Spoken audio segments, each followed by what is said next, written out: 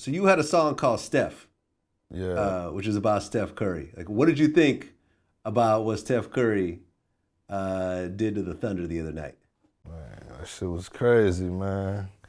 Like I said, I counted them out when it was 3-1. When the Thunder went up 3-1, I kind of lost hope, man. I went against the grain, but they came back and did it, man. I kind of like it better now because the Warriors and the Cavs with Kyrie and Love, I think it's gonna be a better matchup. I think the Cavs probably would have took the Thunder kind of easy. Okay, so if you were to do a prediction, Warriors versus Cavs, right now, if you had to put up 20,000, who would you put it on? I'll put it on the Cavs, man. I'll put it on the Cavs. Really? Yeah. Matter of fact, I might look into that, man. I'm gonna see what the odds is. If the odds favor the Warriors, I might put it on the Cavs. Put like 10. I'm about to look it up right now. Hold on. Odds, Cavs versus Warriors. Let's see if there's some numbers right now. I know the Warriors the favorite. I mean, Steph got the MVP 2 years in a row now, so that's already telling you something. Yeah, who would you put your money on? I mean, I'm from the Bay, so it don't matter what the fuck the odds are. I'm putting my money on the Warriors all day. Fuck the odds. See, Vlad, I go against the grain a lot, man.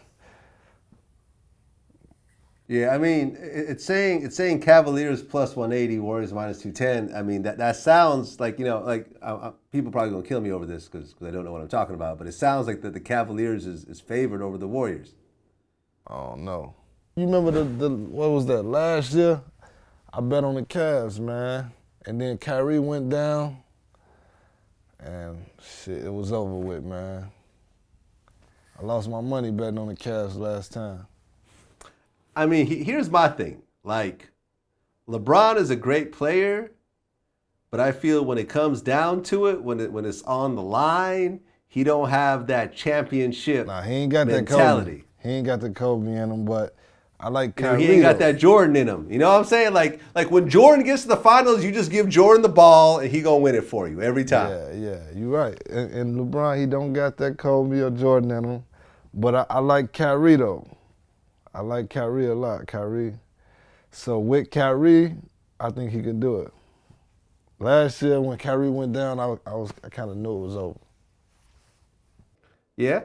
Yeah. Yeah, I mean, how many times LeBron been to the finals now and not won it? How many he won? I think he won 1 or 2. What he won? Right, but I think he's lost more than he's won in the finals, right? Yeah, he did. That's what I'm saying, man. He's kind of a choke artist. Artist. Put your money up then, Vlad. You want to put some money up? Yeah. Me and you, right here. It's on camera right now. Yeah, say the number, man. What's the number? I'll put a rack. All right, we still got to look at the odds because I know I know the Cavs is look. I know the Cavs is not the favorite, so we got to get the odds and everything. You still want to make that bet? I mean, fuck the odds. I'm saying just straight up, who gonna win the finals? I'll put 1,000 on. I'll put 1,000 on Golden State. All right, say no more, Vlad. You down? It's a bet. I got your number, and I know where you be at, Vlad. I know that ain't a lot of money, but it's the principle, Vlad. It's principalities. Right, what I mean? I ain't gonna duck. I ain't gonna duck over $1,000. Yeah, for sure, man. 100,000, I might do some ducking, but 1,000, I ain't gonna do no ducking. All right, Vlad. All right, say no more. All right, so there we go. $1,000. Next time we see each other face to face. Yep. It'll probably be after the finals. At some point. Reach in your pocket. Or have some. Hey, LeBron he ain't gonna keep losing them, Vlad, man. He ain't gonna keep losing them. I don't know, man. MVP two years in a row now. I'm just saying. All right, go on ride with your bae. Go on ride with your bae. All right, we'll see. Okay. I mean, Kyrie got some nice sneakers. I'll give him that. Kyrie got the juice. Kyrie's is kind of nice. Yeah, Kyrie is I'll nice. probably wear those over the Steph Currys, but over the Under Armours, but Yeah. is what it is. $1,000. It's official. Yeah, it's official, man. We did an article recently where over Memorial Day weekend, 58 people got shot in Chicago. All right. You heard about that? Yeah, I seen something about it. Yeah. It seemed like every holiday, it's the same shit. It's always like some ridiculous number. You know what I mean? Like high in the double digits every time. Like, why do you think there's so many shootings over the holidays? Cause man, that's when the people come out, man. That's when you get to catch an enemy coming out trying to be at a barbecue or something, man. You get to catch them, and people like the girls like to come out dressed up on the holidays, so all the dudes come out, and then that's when you catch an enemy. That's how you catch them. Yeah, I think like 4 people got killed, but 58 people got shot. Yeah, damn. It's crazy. It seemed like Chicago just keeps having this gun problem over and over again. Yeah, man, that shit getting worse and worse, man. I thought it was gonna kind of get a little better, man. But that shit getting worse, man, because I feel like we was getting kind of older. We getting kind of older now, man. I thought it was gonna kind of clip, but the younger cats was watching all the shit that we was doing in there. Now the little 13-year-olds is probably about 17 now. They doing the shit now. It's fucked up. Yeah, man. I remember reading an interview by you, and you were saying how up until you really started to buzz, you never thought that you would ever leave Chicago. No, hell no. I was just telling your homie that. He was telling me he from Spain. So I'm asking him like, man, where's that at, Like, cause I tell him like, man, I failed world studies, man, cause I ain't really give a fuck where the places that was on the map, because I ain't even expect to leave Chicago. You feel me?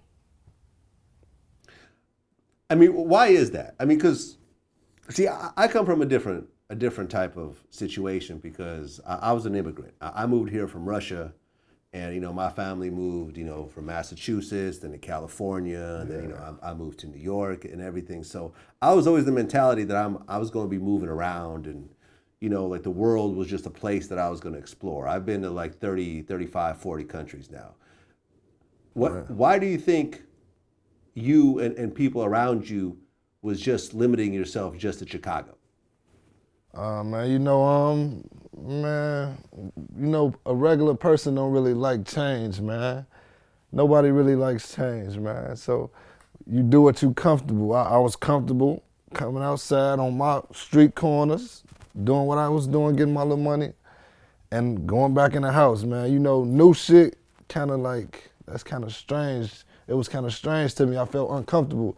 Like, even when I go downtown in my own city, like, it's all different type of people, Chinese people, white people, I don't know how to talk to these people. Well, I didn't back when I was, I didn't really know how to communicate with people like that back in the day. So shit, I'd rather be in my own environment where I know the people around me and I know how to talk to them. I know how he think, I know how they think. You know what I'm saying? Okay. So, yeah. So when you did start to buzz and you were, having to go outside of your comfort zone and go into other areas, what kind of adjustment was it?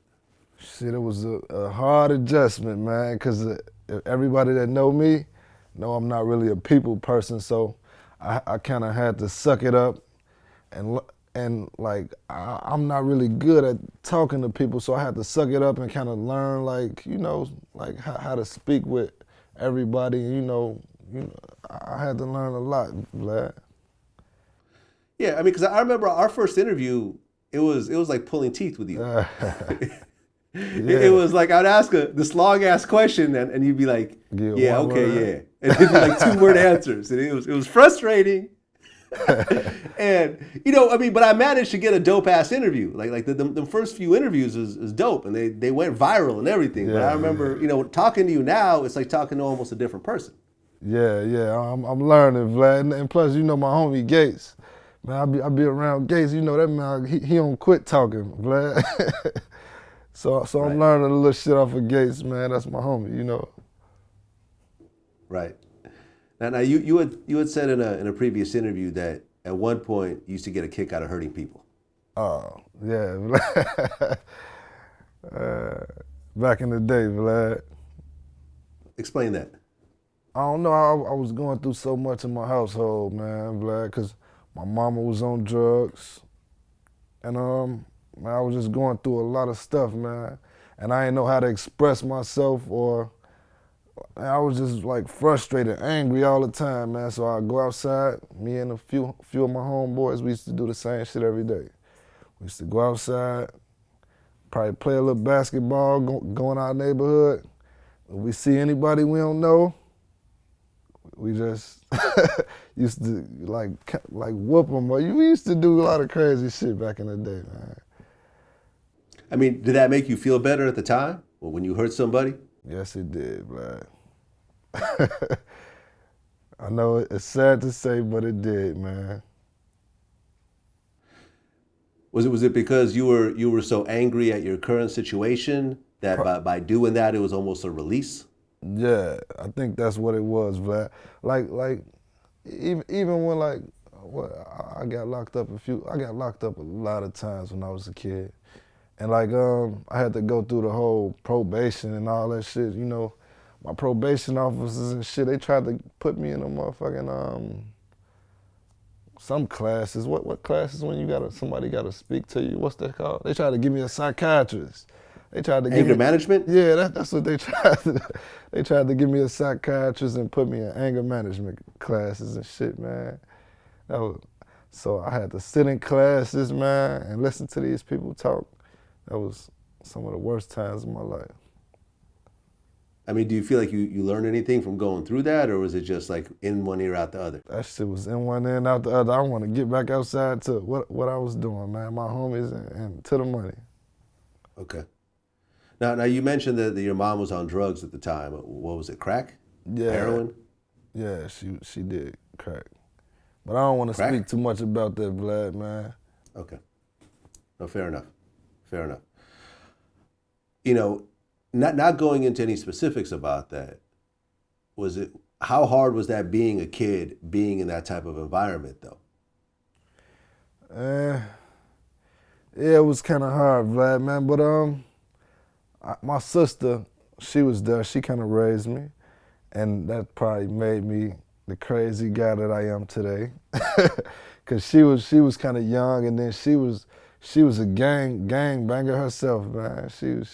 So I was getting raised by like my older sister. She was like a big gang banger. So I was in the streets at a very young age with her. You know what I'm saying? Yeah. Yeah. I mean, do girls really bang like that in Chicago? Hell yeah, man. That's all Really? they do, man. That's all they do. I mean, do you think that some girls go as hard as the dudes? Hell yeah. Yeah, we got a couple of them. A girl would shoot you in Chicago, Vlad. Really? Yeah. That's crazy because, you know, when you look at, you know, just female traits, like, you know, like females as a whole, they're not as violent as men. I mean, yeah, you got some people that are, you know, kind of go against the grain a little bit, but females aren't nearly as violent as men as a whole. So what do you think causes females to do that? Man, I don't know what be going through their brain, man. I know a couple girls in my neighborhood, they will rob you, they'll shoot you, they'll damn sure set you up. So I don't know what's going through their head, man. Shit. Yeah. You ever get into a relationship with a girl like that? Not a long-term one. I may have messed with him, had a little fling with him, man. But no, I I don't like no girl that's gangster like me, cause you know I'm kind of chill, Vlad. I'm kind of chill. Yeah. I don't like no girl to be. I was just talking about this on my Instagram. Some girl tried to holler at me, and I looked at her bio. Her shit say free the guys, free the guys. I don't want shit to do with you. If you talking about free the guys, ain't no telling who you know, who your cousins and them, who the guys is. In my neighborhood, the girls be getting us into a lot of shit, man. I don't want no crazy gangbanging girl, cause then she wanna start some shit, and I don't like arguing with no broad, and if a broad put their hands on me, man, I ain't the one to be hitting on a broad, but nah, man, you can't put your hands on me and expect to just, you know, me not to put my hands back on you or try to defend myself. So let's say a girl put her hands on me and I have to choke her up and slam her or something, and then she go get her guys or her brother and shit like that, man, nah, I ain't trying to have them problems, cause I do not want to kill nobody or get killed over no girl. That's the dumbest shit. I feel like that's the dumbest shit ever. And a lot of dudes make that mistake. Yeah, I mean, it seemed like when you look at a lot of these situations of guys getting killed and, you know, hurt and so forth, it seems like a lot of times it stems from a girl. Yeah, and that's what the girls do. They go back to their brother like, he hit me, he choked me. She might got a little mark on her, and she ain't gonna tell her brother what she done did. And at the time, her brother, he don't want to hear nothing. All he want to hear is, oh, he hit my little sister, oh, yeah. You know how that go. That's why if I had a little sister or daughter, don't come to me talking about a dude hit you, because you going to have to tell me what you done did. I'm going to have to get to the bottom. I ain't just going to march out the door trying to go hurt nobody, you know how that, you know? Because I know how girls do. I mean, yeah, I mean, the thing about hitting a girl, it doesn't matter what led up to it, you always going to be the bad guy. Yeah, that's how it is. I don't think like that, Vlad. If a girl hit you, shit, you don't hit her too hard, but shit, you gotta do something to make sure she, like, I'd slam a girl or, like, you know, have to put her in a headlock, finger four or something. You ain't finna keep just swinging off me, getting away with it. Nah. Yeah, man, I remember a girl out of the blue slapped me at a bar, and I just had to just walk away because it was like, hell no, I ain't. No matter what I did, it was going to end badly. I had to just, you know, it's not like she punched me or hit me with a bottle or nothing, but she slapped me, and I had to, and like the people around was kind of like laughing a little bit, and I had to just take that L and walk away because it was like if I punched her or slapped her, I would go to jail. It didn't matter. It didn't matter that she hit me first. See, nah. My mama raised me different though, man. My mama told me, if she hit you, you better hit her ass back. But look, I ain't gonna hit her too hard. Or if a girl slap me out in public, man, I might grab a jug of water or something and pour it on her. And shit, I might grab another jug and keep pouring them on her until she get as pissed as I am. Now, you had mentioned that you got locked up a few times. Like how many times did you get locked up in total? They just told me, man, when I was going across to Canada. They said I got like 60-something arrests. Wait. You got arrested 60-something times and you're 21 years old? Yeah. Okay, at what age did you start getting arrested? Shit, 14. Okay, 14. At what age did you stop getting arrested? Shit, I just got arrested not too long ago. Okay, so 21. So 7 years, 60-something times. That means that you were getting arrested 9 times a year. Nah, 14, it was only a couple times. I'm gonna say about 17, 18, it was probably about 20 apiece. 20-something, you know. I was standing outside doing what I was doing every day. So the police, our neighborhood is so bad, it's like a they call it a red zone, and the police could do whatever they want to you. Like they could basically stop you and frisk you. They don't need no cars or nothing. They could just stop and search whoever. So shit, they'll ride past and they'll say something like, you dispersed or something. You've been on this corner for so-and-so hours, you dispersed, you gotta go home. So, shit, hell no. I never go in the house, you know what I'm saying? So they come back around, and then they'll lock me up. I'll get locked up for gang loitering or trespassing and shit like that. I got a lot of those, a couple drug cases. Okay. So you were basically getting arrested like every couple of weeks at one point. Yeah, sometimes, a couple times I got locked up 2 times in the same day. I remember that. Wait, you got locked up 2 times in the same day. You got locked up, they let you out, and they locked you up again the same day? Yeah, cause I ain't used to go to school. I was standing on the corner, and they locked me up early in the morning, and then I get out about 7 in the afternoon. I'll get locked up about 10 in the morning, get out about 7 in the afternoon, and then they'll come get me again for some other shit. I mean, at a certain point, did you just say like this can't really be life right here? Or was it just because everyone around you was going through the same shit, it just seemed normal? It was normal. It was normal, Vlad. I mean, when you look back on it now, does it seem kind of crazy? Yeah, this shit's very crazy, man. Stupid. But I'm gonna say this though: if you in that predicament, it's kind of like that's what you know. You know what I'm saying? That's what you do every day. That's what you know. You know what I'm saying? Like I said, nobody really like change.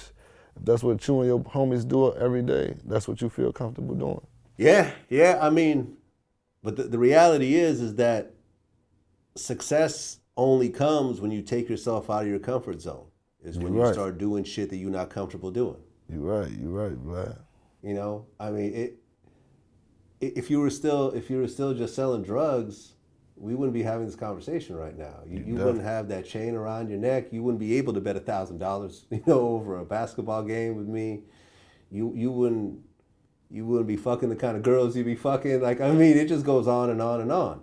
You're right, man. And I ain't gonna lie, cause when I got locked up, like this last time, it was like a drug case.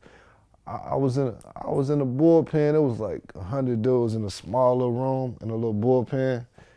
And I was just looking around like, man, it was nothing but like old drunks and old dope fiends and heroin addicts and like a few young cats that was just like they was arguing, finna fight over the dumbest shit. I'm just looking around like, man, I'm too smart for this shit, man.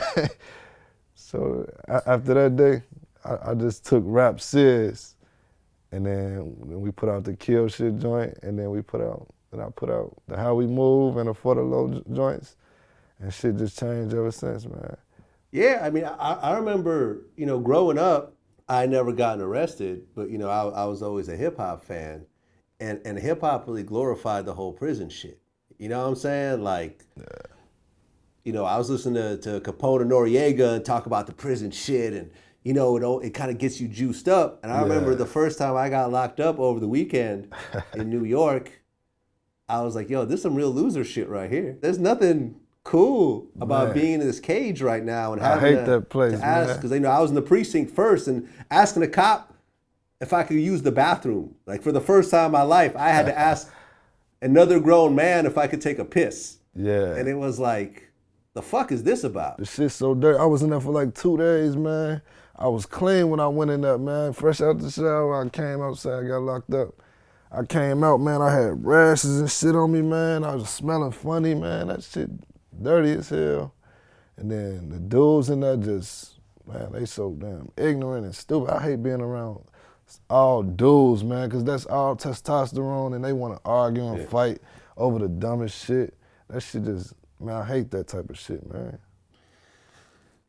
Yeah. And it's sad sometimes, like, how people use that shit as stripes. Like I interview people, like I remember I interviewed Mac Minister, who's doing Triple Life. Vlad, them just be the dumb people, man. The smart ones don't get locked up, man. If you telling, I did 10 years, you just saying you dumb because you got caught, you know what I'm saying? Yeah. Yeah, man. I remember Mac Minister told me, prison is for suckers. So trust and believe, I'm surrounded by a bunch of suckers. I got caught up in the matrix, man. You know what I mean? And for a motherfucker to think that this shit give you stripes, everybody ain't even strong enough to survive the conditions that they send you under. You know what I mean? But every youngster out there just know one thing for sure. When you come to the penitentiary, they gonna strip you naked and look in your booty. If you want a motherfucker looking in your booty, bring your old tough ass on to the penitentiary. See, and for me, I had a 24-hour lockdown, 23-hour lockdown, most of the time 24. And the reason why I would get to 24 because I was refusing to strip out. I was in there for motherfucking 2 days. I was going crazy. And they put you in a place by yourself. I was in there for about 12 hours. I'm just looking at walls and shit, man. That shit almost drove me crazy. Like, man, I can't be.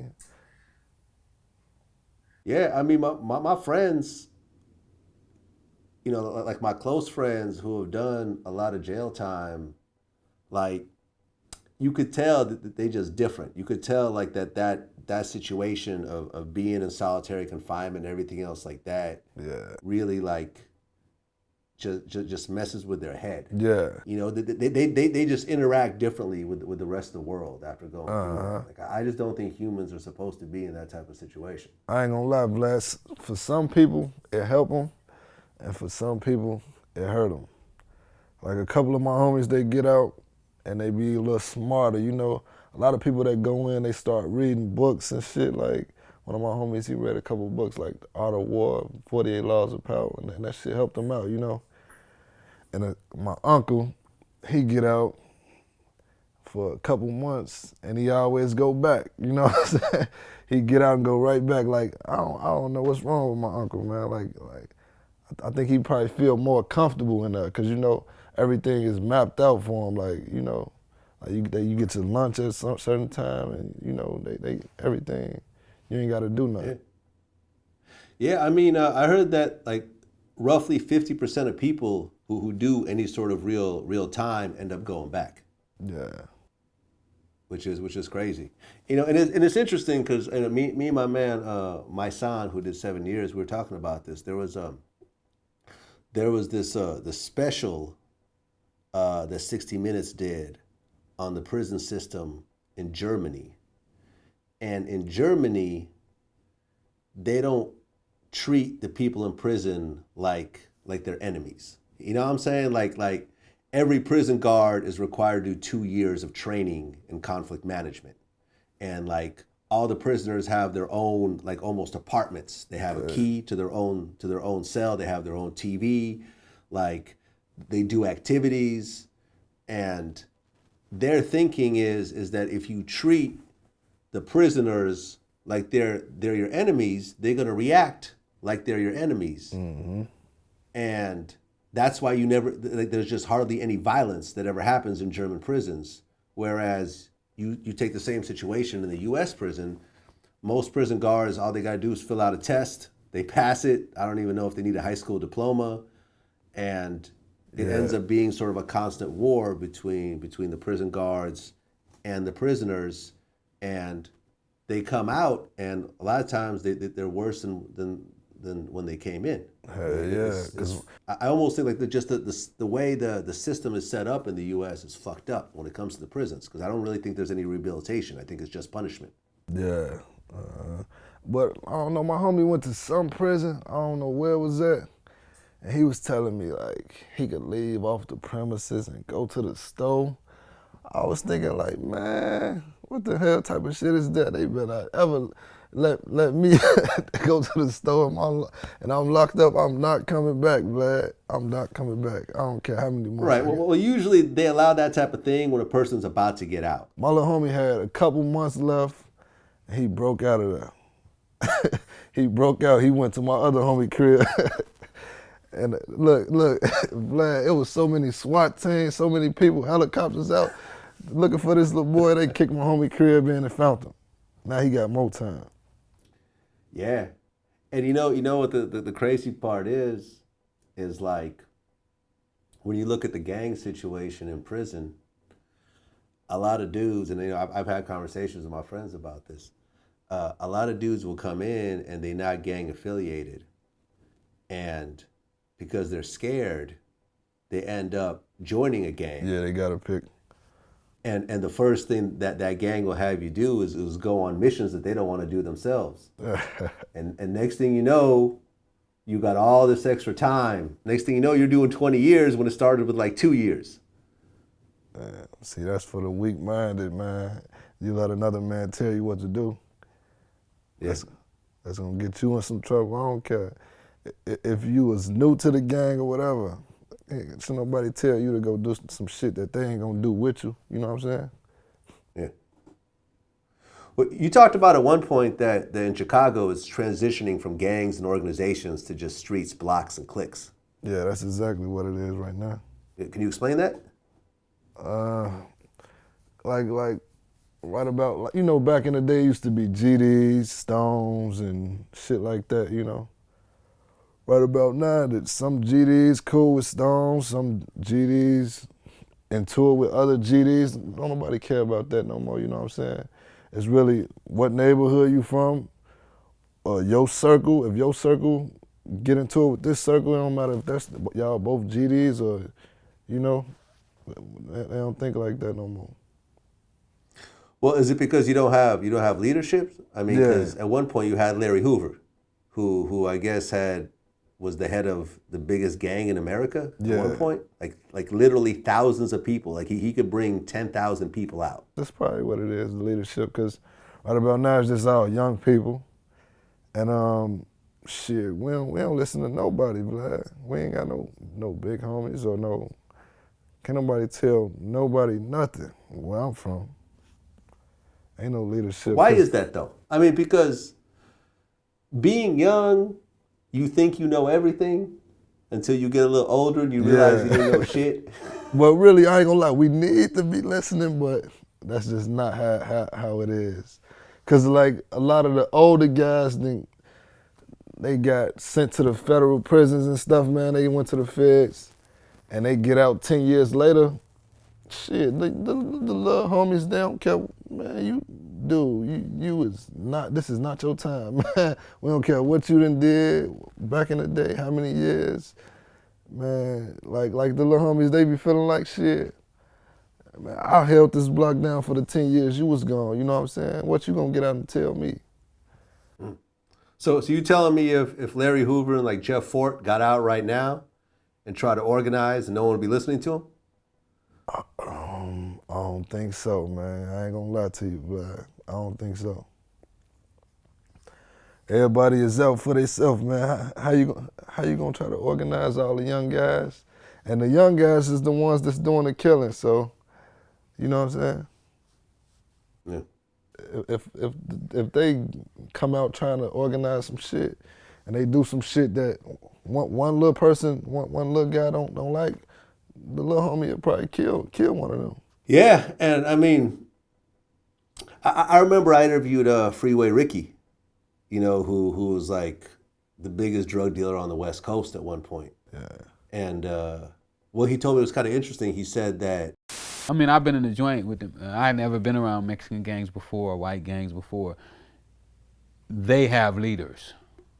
They have what they call shot callers. but he's saying that the Crips and Bloods didn't have that. They don't really go by those rules, you know. They got a guy that may call the shots on 2 or 3 guys, you know, they're following, but when you're talking about he's gonna dictate to the whole hood, that ain't finna happen. No. Black gangs don't do it. If they did, they would be a lot more powerful than what they've been. I think one of the problems is lack of organization. I mean, do you see that on your end? Nah, we don't got that, but I think we definitely need that. And I think if like one of the big older cats get out and come with a plan and with different ways that the little homies can eat, and you know, like you gonna really put some money in their pocket and you know, stuff like that, then they might listen. But if you just get out trying to, you know, think your word is bond or your word finna go, hell no, we don't want to hear that. Well, I think the last time you really saw that was BMF. Yeah. You know, and I remember maybe this was about like 2004, like Blue Da Vinci was like a big fan of my mixtapes because I was a mixtape DJ back then, and they flew me out.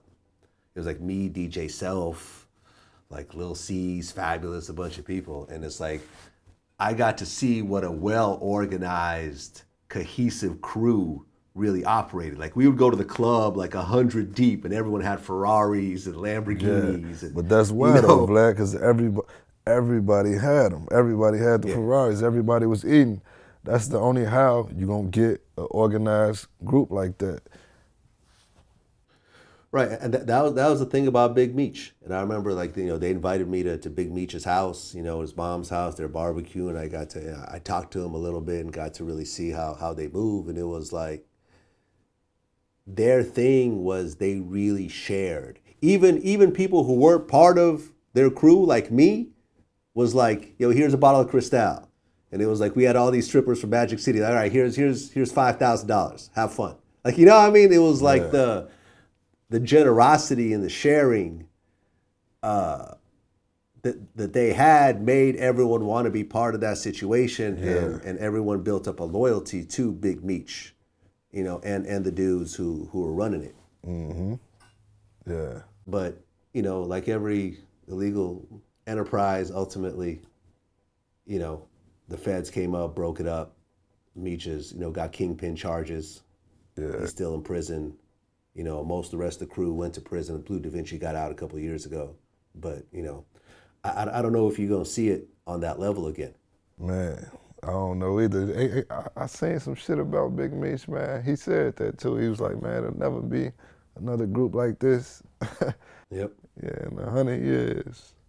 And shit, I don't know how he did it, man, but he put that team together. Did anybody snitch? There were a few people who snitched in the crew, but, you know, ultimately, like, Meech didn't even, like, you know, I read the book, and they didn't really catch him with anything. Like, his thing was that he never talked on the phone. Yeah. Whereas his brother was, you know, in love with the phone. And, you know, essentially what his brother said on the phone helped to get a lot of them indicted. Yeah, damn. You know, and they had, you know, caught some other people, a couple other people, you know, ended up cooperating and so forth. But, you know, the core people didn't really cooperate, but they had enough on them. I hate snitches, man.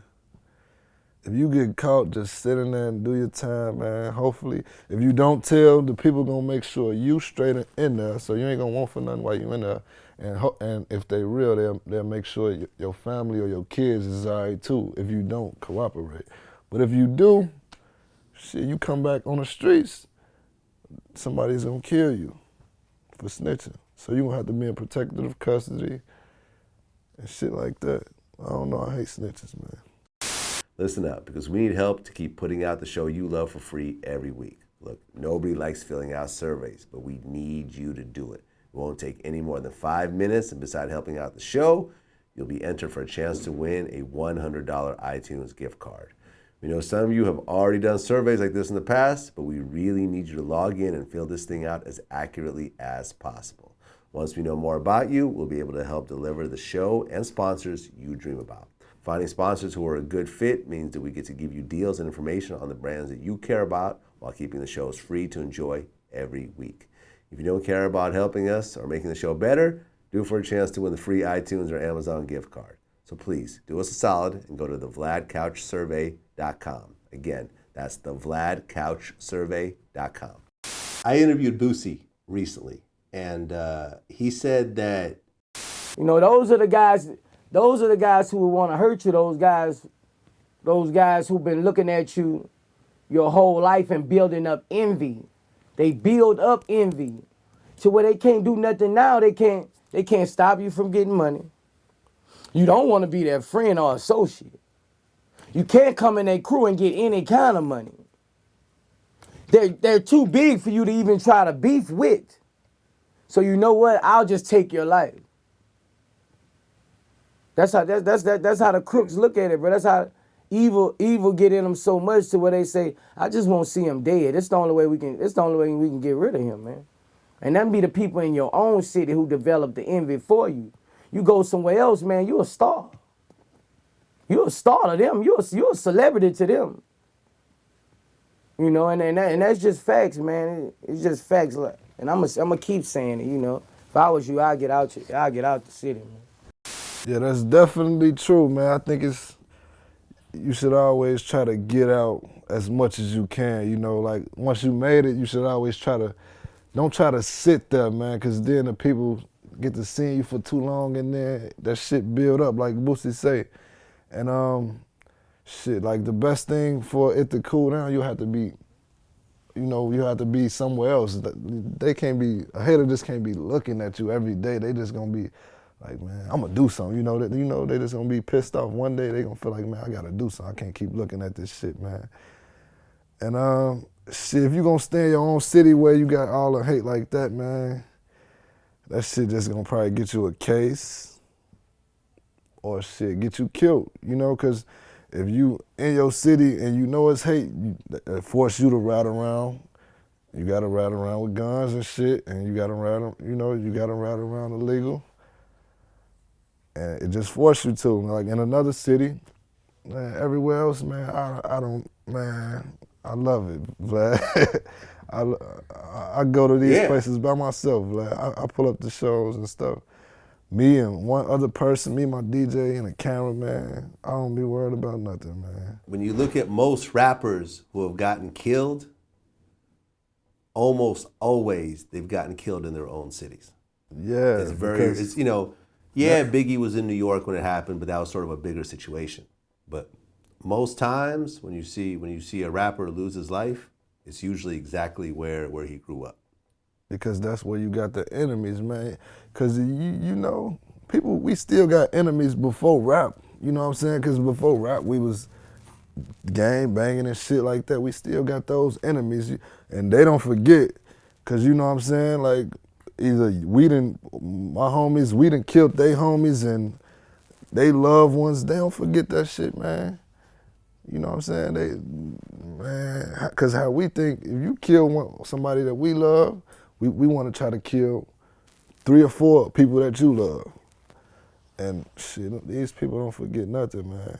That's why I be moving slight when I'm in Chicago, man, because, man, that shit be back and forth, man. Like, it's killing, man. A lot of people done died. I know if somebody see me, they gonna be happy to kill me. You know what I'm saying? You get. So you don't live in Chicago anymore? Yeah, I live out there, but I got a spot in LA too, and I'm just back and forth, man. Okay. So do you think you spend more time in LA or Chicago now? I don't know, Josh. What you think? Chicago. I'm still in Chicago most of the time. Okay. But do you still go around your own neighborhood, or do you live in more like the upscale part of Chicago? I live in the upscale, but I still go around my old neighborhood, man. Yeah, I mean, because it's like for example, I've realized now the older I get and the more successful I get, like I can't go to a lot of hip hop events anymore.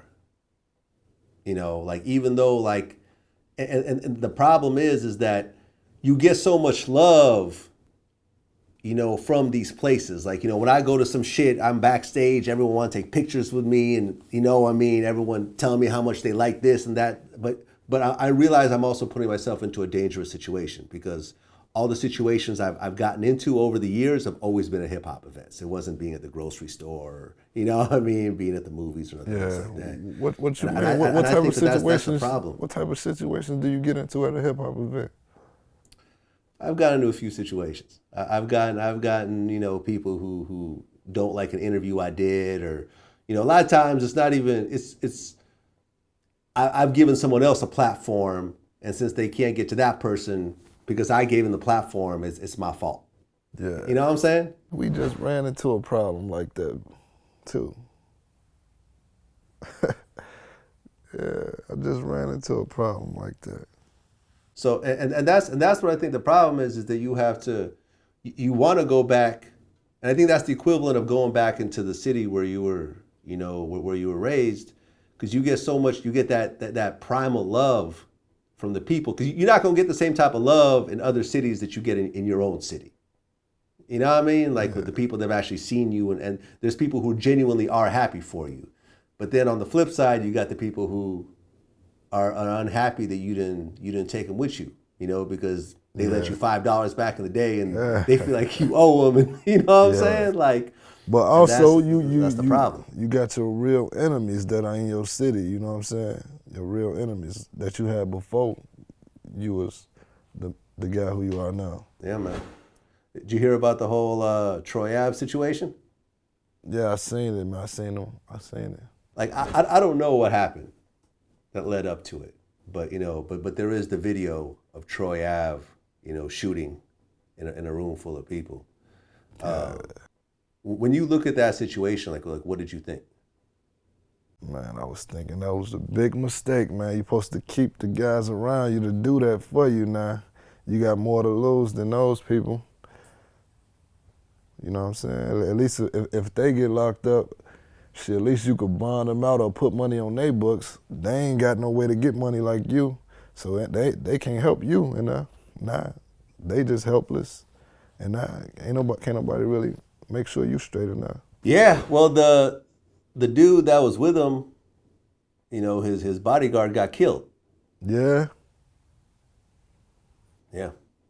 So like he right had somebody with him doing that. His bodyguard got killed. I don't know. He got shot in the leg. I think he probably, so the guy that he had with him for that got killed. So shit, he was on his own. He had to do what he had to do. Yeah, man. And I don't know what the situation started over, but it's crazy when a person is at a certain level, and especially like Troy Ave, like I met him like 10 years ago. You know, so he's 33 now. He must have been 23 at the time, and he was hustling. You know, he had like a little mixtape and stuff like that. Yeah. I remember it was in Chameleon Air. I was in the studio with Chameleon Air, and he was there. And I seen him hustle to get to this point of actually, you know, he wasn't a platinum rapper or anything, but people were fucking with him. You know, T.I. was obviously fucking with him. You know, he had songs with a lot of you know, big names like 50 Cent and stuff like that. He was getting show money. He was buzzing. And to go from that level to suddenly you're now facing attempted murder charges. Who shot first? I feel like if they shot at him, if they was shooting at him, they should take it easy on him, man, because you got to shoot back. Shit. If you don't shoot back, then they going to walk all the way up on you. And you got to at least shoot back to get them up off you. Well, but here's the thing about New York. Like in places like Florida, you have something called the stand your ground law. Yeah. Right? Where if you feel like your life is in danger, you could shoot your way out of that situation. That's actually how Zimmerman ended up getting away with the Trayvon Martin murder. Yeah. You know, he somehow managed to convince the jury that his life was in danger and he had to shoot his way out of it. New York doesn't have that. And I remember when I was living in New York, I had a legal gun. And I remember as I was going through the process of getting that gun, they clearly explained to me that if I shoot somebody, even if they come into my house, if they can somehow prove that I had a chance to get away and I didn't, then I'm going to be charged with murder. Damn. You see what I'm saying? Yeah. It's a different set of laws in New York. So if somebody's shooting at you, you can't shoot back at them? Depending on the situation, if like, for example, let's just say this, like, and this is a situation that they brought to my attention, like, you know, before they gave me the gun. Let's just say someone goes in my house and I pull out my gun and they turn around and I shoot them in the back, I'm going to be charged with murder, even though they're breaking into my house. Yeah. See what I'm saying? Yeah. Like New York is just not the place where you want to. He gonna turn around if he see you with a gun anyway. If you point a gun at him, he gonna turn around. So you, I don't know how that works. Yeah, well, we're gonna see what happened with this trial. You know, I know that he got arraigned. He got denied bail altogether. You know, but then, you know, you also look at the situation in L.A., you know, where you stay part of the time, you had the whole Suge Knight situation. Yeah. What you mean? You know, where you know, I guess he got beat up and he ended up running over the dude that beat him up and ended up killing someone else in the process, and now he's charged with murder. Damn. You believe it went like that? I saw the video. It's on video. It's on video. Oh yeah. So yeah, they whooped him and he hopped in the car. Like in the video, like this dude Bone ends up running up on Suge in the car. It looks like he starts hitting him in the car, and then Suge backs up, hits the dude once, and then runs him over, and then hits another dude and kills him. Shit. And now Suge in jail and like $10 million bail, charged with murder, everything.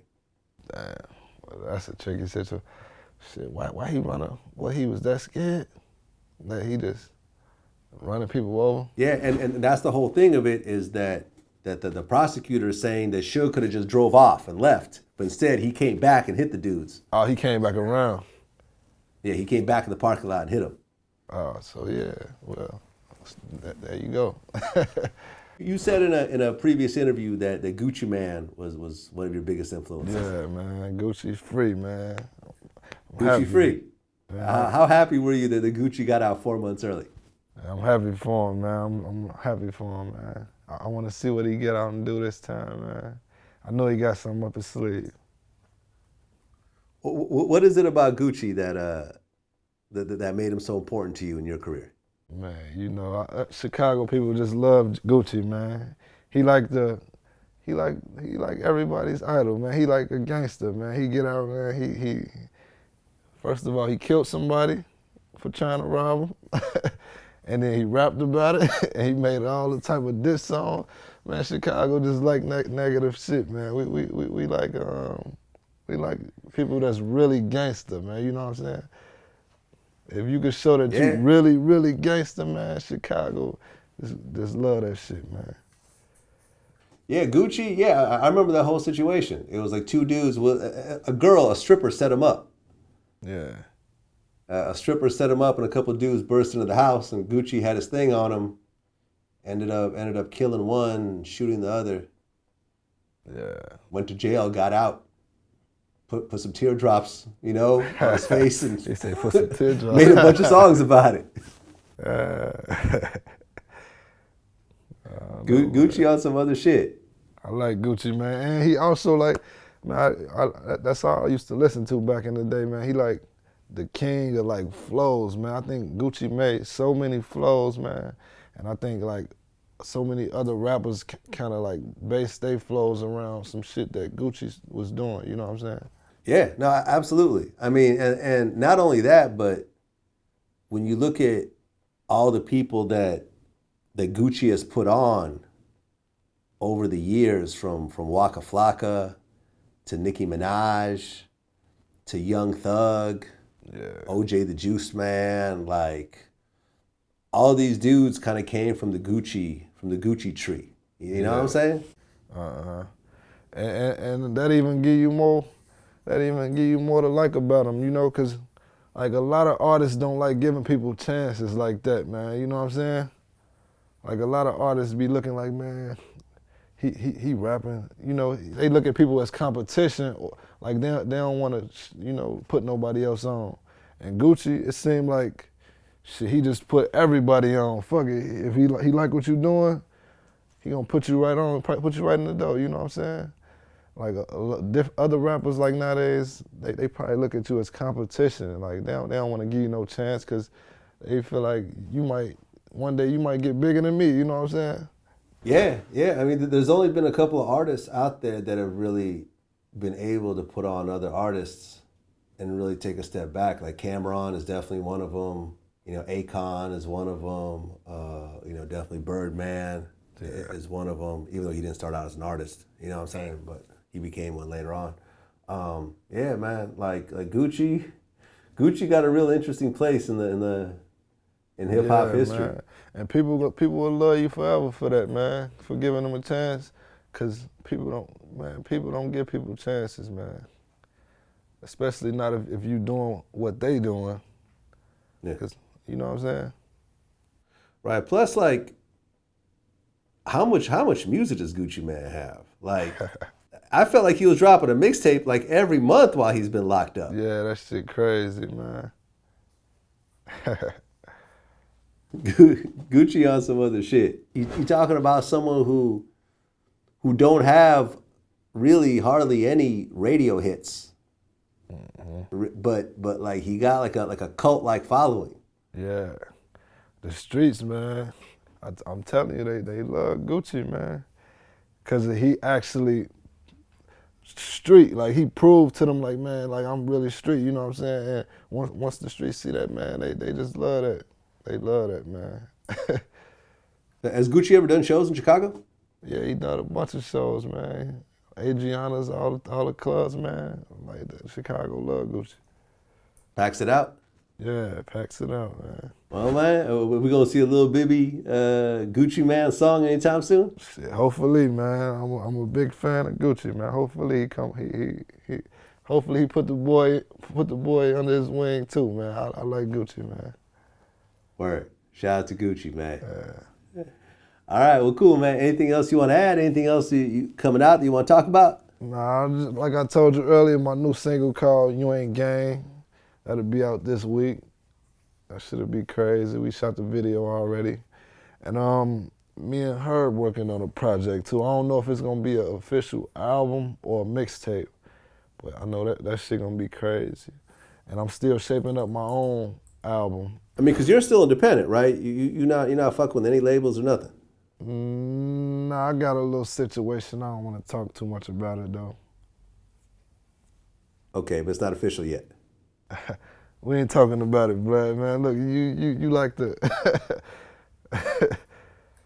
Well, you know, I mean, G Herbo, he signed to Cinematic, right? Yeah, I think so. Okay, but you don't want to go that same route? Vlad, man, come on, man. We ain't talking about... When I interviewed Lil Herb last year, he told me that he spent over $50,000 on lean. I spent $1,800 in one day. That ain't even down in the most I spent on some drink probably. What's the most you ever spent on lean? No telling, bro. Like I didn't. You don't I know remember? I didn't spent $50,000 on this shit. Yeah. Now, did you partake in that at all, or are you not on that? I'm drug-free, Vlad. Drug-free, man. And Okay. Have yeah, you always been like that? No, I'm gonna say I've been drug-free for about 3 years. Were you fucking with lean before? Yeah, I was actually probably one of the first people from my neighborhood doing lean. Yeah. Okay. But I learned early that is a stupid drug, man. That's a dumbass drug. Why is that? Because it make you go to sleep, man. I'm not trying to be asleep, I'm trying to be up, man. When I was doing lean, that's back when I was hustling and stuff. And I would sleep 12 hours, Vlad, and I would miss out on so much money. I would miss out on so much money doing lean, man. I come waking up at about 3 in the afternoon. My homie's like, man, you just missed it, Bill, man. I just made so-and-so all this money, this, that. I'd be pissed off at myself, like, man, my dumb ass. My homies out here making money while I'm in a sleep, and I spent money to sleep. You know what I'm saying? It's just like you spending money to sleep. I mean, when you stopped, Herb kept going. I mean, did you guys ever have a conversation about like, hey man, like this ain't really the move? You know, Yeah, I always tell her, man. Every time he do the lean, I just look at him like, man, like, bro, you stupid, man. You gotta, people that's doing that, they don't really like to hear that, you know what I'm saying? They just like to be around the people that's doing it with them. So, I don't know, I just always tell them like, man, you stupid. But at a time, like, everybody gotta learn at their own pace. You know, you can't be forcing somebody to stop doing something, you know what I'm saying? I mean, it's also a really dangerous drug. I mean, we've lost a lot of important people in hip hop. I mean, we lost Pimp C. Yeah. We lost DJ Screw. You know, like I remember when I interviewed Beanie Siegel before he went to prison, like he had gotten really heavy off that shit. Like he was like unhealthy, like in terms of how big he was off drinking that shit. Hey, I'm telling you, that's one of the stupidest drugs I ever did, man. It just make you go to sleep, and then you get up, you be so damn drowsy and tired. You be tired as fuck, man. Just do the whole day.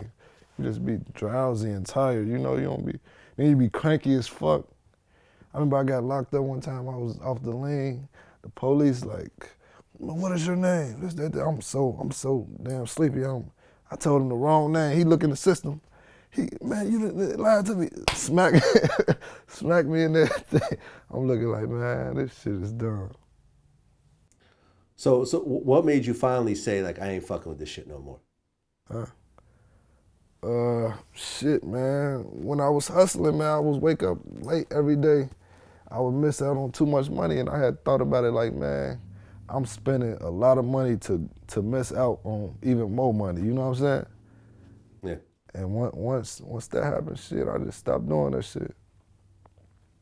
So you've been cold turkey for what, over a year now? Yeah, I don't like lean, man. I used to like it because it tastes kind of good, man. When you put the Jolly Ranchers and shit, it got a nice. I like the taste, but I hate like. And then it be too much shit going on in my neighborhood, like people getting shot, too many shootouts and shit.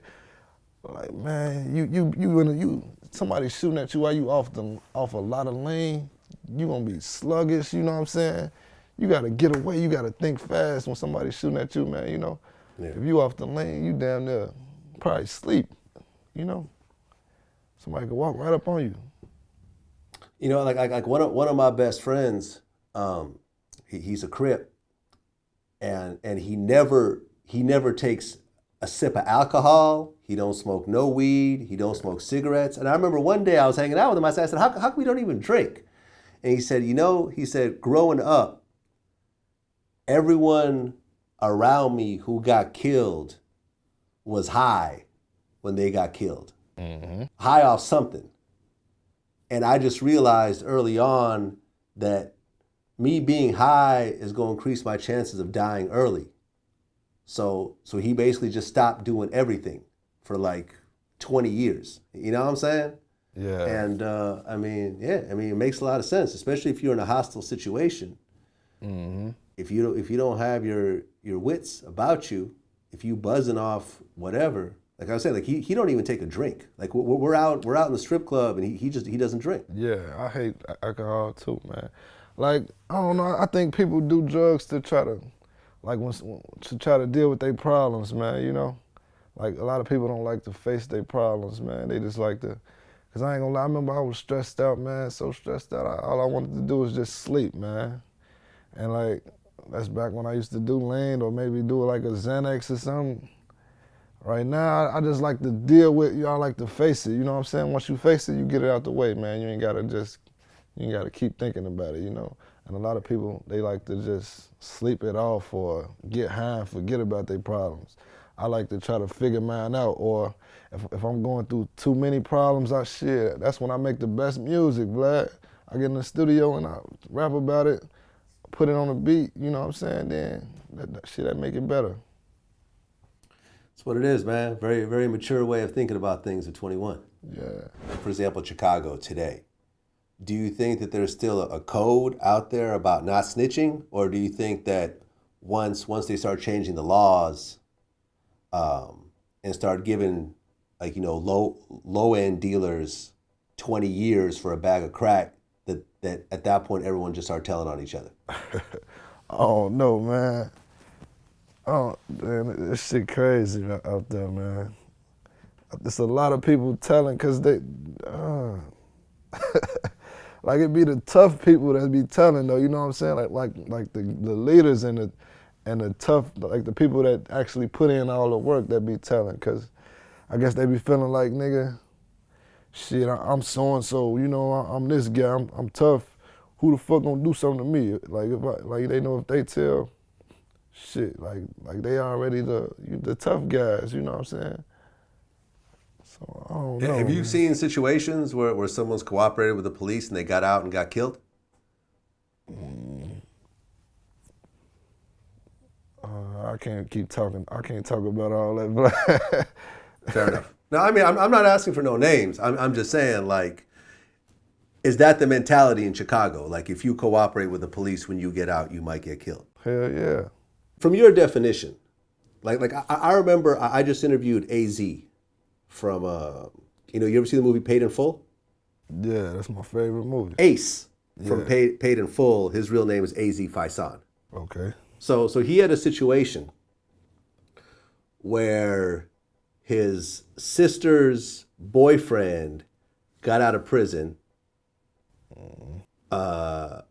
He gave him some money, and some work just to kind of get him going. And he realized that, okay, well, there's a lot more money over here. So remember that whole scene where Ace got shot in the head and robbed and everything else like that? Like all that really happened. So he got shot 9 times. A couple of his relatives got killed. Yeah. And they took some of the money and so forth. He ended up working with the police and basically getting, helping the police get the dude who shot him and killed his family members, put in prison. Yeah. Do you consider that snitching, or do you consider that Definitely. almost helping the community? Definitely, man. Anything you do with them people is snitching, man. You don't talk to a police. You don't cooperate with them. I don't care if somebody shot your mama. I ain't calling no police. I'm not talking with them. I don't know nothing. I don't care if I seen a dude dead in the face. I know his full name. I'm not telling the police nothing. Really? Yeah. See, you mean to tell me that if I walked up to your mother right in front of you and shot her in the face, Yeah. and then I left the country and you can't get to me, you wouldn't tell the police? Hell no. I'm where your mama stay at? Is she in the neighborhood? No, you can't touch me. I'm untouchable.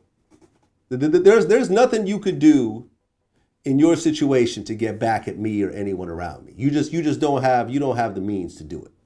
Nah, man. Shit, you gotta just take it as an L. You can't. Nah, you don't talk to the police, man. Okay. What if there was someone who lived next door to you and was, let's say, killing little kids? Nah, man, you don't talk to no. I ain't talking to no police. I know that. But if somebody next door talk, you know who tell a lot? Women. They'll call the police in a heartbeat. I know my mama, she'll call the police on anybody. If you standing in front of her yard for too long, she calling the police. I ain't talking to no police, period. I don't like police. So there is no situation. So you're saying if someone was molesting kids in your neighborhood, you wouldn't call the police on them?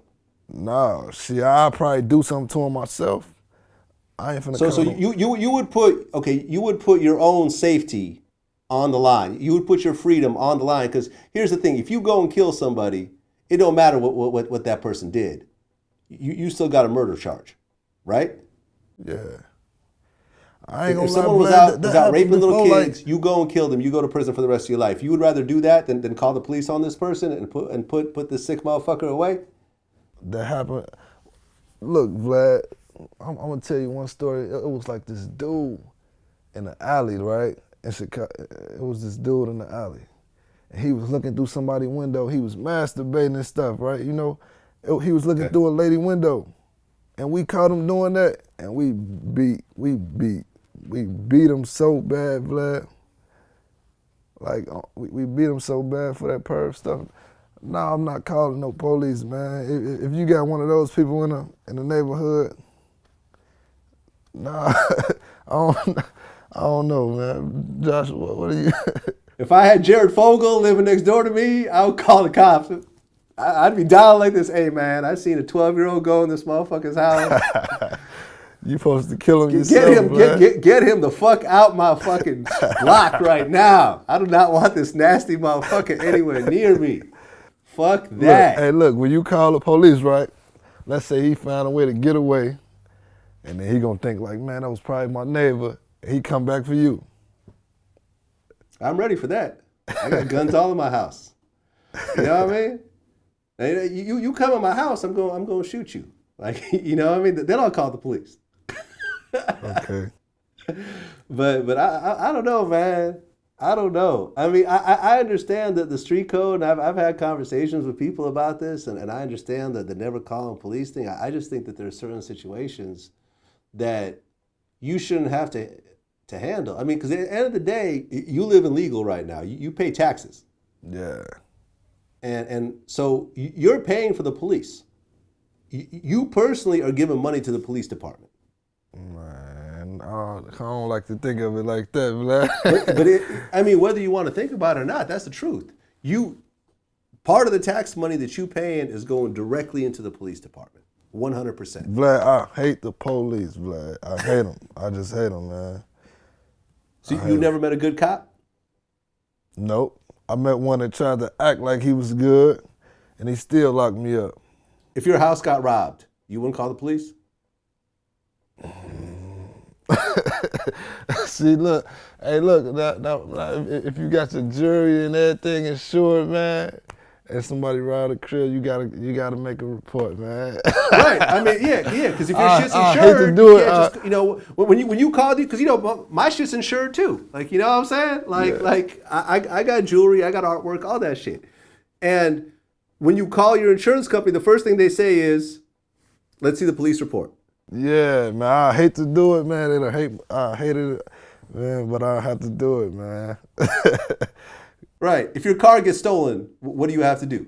Huh? You're supposed to call the police, Vlad, man. Let's call the police. Ain't nobody Report stealing your car my car, stolen. Vlad. Nobody stealing my car, Vlad. A person doesn't ask to steal your car. Ain't nobody stealing my the person car, doesn't Vlad. ask to rob your house. I mean, I've had my house robbed when I was younger. You know, when I was in high school. Yeah. That shit's fucked up. You know, and I call the police. You know. You gotta call them, Vlad, but that's the only way you should be calling them if your house get robbed. All right, man. Well, yo, appreciate the time as always. What do you think about the whole situation? Man, my point of view, man, I really feel like they tried to paint a bad picture on my brother and try to make him look like he was a hater. It was some envy, jealousy type shit, you know what I'm saying? And actuality, you know what I'm saying? Bro been having this shit, man. He been in the condo. I got my hat on and I had my Coke bottles up under my hat. And I'm sitting at the dinner table like an asshole with the hat on, knowing she gonna tell me to take it off. And I'm just sitting there just gawping down, you know, in my zone. She said, take that goddamn hat off at the dinner table. I'm like, come on, Mom. Coke everywhere.